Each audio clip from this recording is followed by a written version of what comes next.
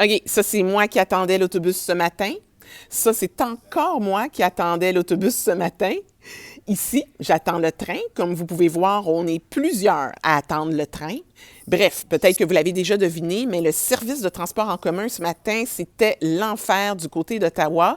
Il faut dire que OC Transpo connaît vraiment de gros problèmes, là. Non seulement il y a un grand nombre d'autobus qui sont hors service, mais il y a aussi un problème avec le train léger.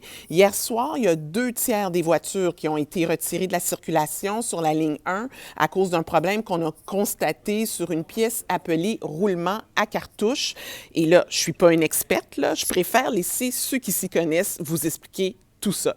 Les pièces de remplacement, ça va prendre combien de temps? C'est le genre de pièces qu'on remplace occasionnellement, mais ils n'auront pas assez de pièces pour toutes les remplacer. Notez bien que les trains passent à la même fréquence, mais vous remarquerez que certains sont plus courts, sont passés de 2 à 1 voiture. Donc, résultat, on était tous coincés comme des sardines. C'était très plein. Donc là, on a dû s'entasser à l'intérieur et c'était quand même difficile.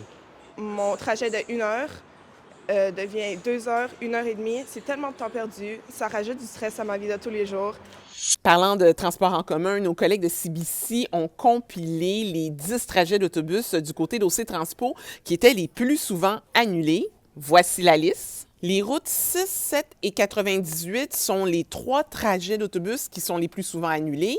La 12 et la 5 complètent le top 5.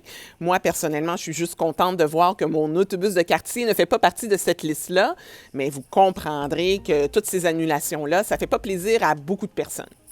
Et Amadou, tu te trouves où? Je me trouve présentement sur le site Guertin où a été installé le village Transition il y a un peu plus d'1 an. Vous vous rappelez, c'est ce projet de reconversion de containers en logement temporaire pour personnes en situation d'itinérance ici à Gatineau. Eh bien, 1 an après l'installation du village, le service de police de la ville de Gatineau dit avoir enregistré moins d'appels liés au site Guertin. La diminution peut être expliquée par le fait qu'on est plus présent là, sur le site, ce qui nous permet là, en fait d'avoir des interventions qui sont plus proactives. En 2025, 58 opérations en lien avec l'itinérance ont eu lieu à Gatineau. D'ailleurs, on inaugure aujourd'hui un nouveau bloc d'intervention ici au village Transition dans le but de renforcer les services offerts aux itinérants. Bye!